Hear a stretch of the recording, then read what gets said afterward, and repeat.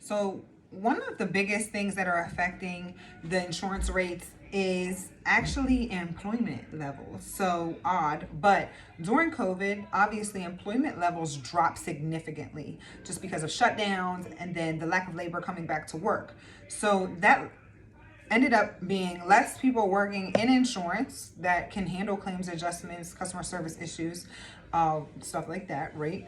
And then also less people that are out there working on cars, less mechanics, less dealerships open, which made claims last longer. Okay. So claims lasted longer because there was a lack of employment or labor shortage. Okay. And that means more rental cars were on the road longer.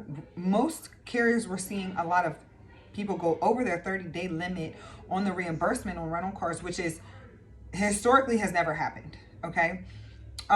Also, the rental, so then after 30 days, clients are paying out of pocket and they're just not used to this, and it's not the client's fault, but also this is what's in the contracts right now on insurance. Now this is changing a little bit, but the cost of rental cars went up.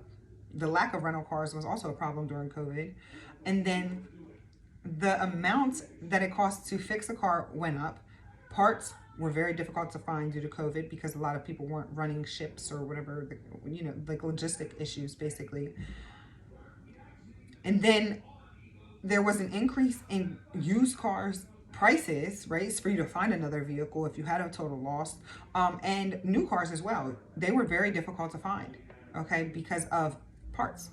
So the cost went skyrocket. So now when we're doing a repair on a vehicle, it's more costly than it was before because the cost of the vehicles skyrocketed, and the parts are taking longer as well.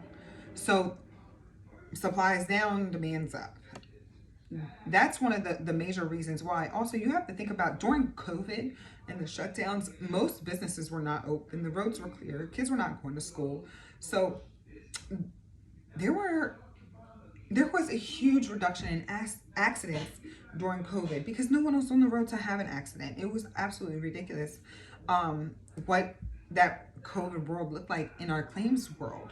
After COVID, though, there was a huge spike in claims. It was ridiculous. It was like people were returning to work. They weren't used to their new commute because they may have moved, right? They weren't used to the commute at all because they were used to staying at home and working for so long. There was, if you recall, there was definitely times where you couldn't go to the grocery store. A lot of places shut down their 24/7 time frames. It was, I mean, it seems like it was so last year or 2 years ago, but do you remember this? I mean, there was not that many people on the road at all. I mean, Amazon deliveries went through the roof, right? Because everybody was getting Amazon packages delivered. I personally never even used Amazon the way I used Amazon until after COVID hit, and I really couldn't do anything but order it from Amazon. Like, it was like my only choice. So those more people on the road, and I guess, we all forgot how to drive maybe, and seemed like it was bumper cars. Like, I actually busted my claims loss ratio levels in my office to a level that I've never seen before in my office at all. So that was very interesting, something that we didn't expect to happen. And then we're paying these high amount of claims on these vehicles that cost a lot more than before, than pre-COVID, right? Because used vehicles are going for so much more money than what they were before. And it's just very difficult to get into another car because there was a lack of vehicles. These are all attributing to the new rate increases. And the rate increases are coming across the board. I mean, they're coming from, and then houses is the same thing. Do you know what the price of lumber went up to during COVID time? I mean, it was insane. So the inflation is across the board. So insurance does not, because there's so many factors like labor and parts and vehicles, things that are involved in insurance also affecting insurance rates, okay? Because if we're paying out more, then we have to charge more so that we stay as what they call a solvent company, which means we have the ability to pay claims that are made to us. Because obviously you can't have an insurance company that can't pay claims, can't take your premium if we cannot promise to pay your claim back. It's a rule of insurance. So these are the main factors of what is driving the insurance rates that are going up. The normal We're going back to the normal driving time frames, people not working from home anymore, people actually going into work, driving, kids are back at school. And the shutdown is obviously all the restrictions have been lifted, even the mask mandates are lifted. And just the rising repair costs of the vehicle and replacement cost of a vehicle, which extends the length of the rentals. A lot of factors that go into the rates increasing. So the rates are increasing across the board. So if you get a rate increase at your company, it's possible that if you move to another company and you have a good rate now, they're going to have a rate increase in 6 months, because it just depends on when this stuff starts hitting. Okay. I recommend to my clients to try to stay with your same carrier. So what we do is rewrites. We will rewrite our clients with the same carrier, so they keep the longevity with the carrier. Carriers usually have some loyalty rewards where, after you're with a company for a certain amount of time, you get a lot of what I call like,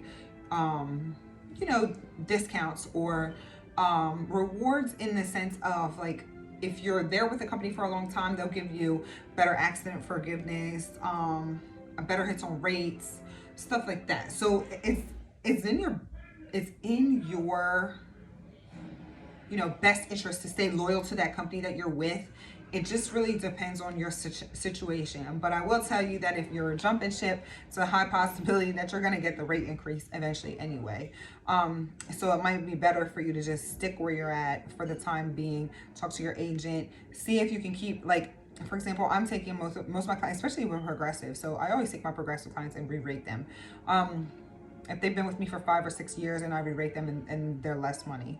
Obviously, you've always heard this, the longer you're with a company, the better the rates are. There's some people that I can re-rate that actually come out better, and then there's some that's like, please do not move this, dude. I'm telling you, you're going to get smacked somewhere. So this is the recap on what the rising rates are about, why they're happening, and what's in your best interest. See what discounts you can apply. Call your agent. Try to stay in the same area that you were in like me rewriting with my clients with the same carrier. Like if you're with Progressive Direct, you can rewrite another policy with an agent that sells Progressive, because we take policies all the time from Progressive, because there's just maybe an accident dropped off that you don't realize can take off your record now versus later. So always check prices, make sure you're getting apples to apples, and you're getting the same amount of service. The companies are at the same kind of level, okay? Samantha Ferguson.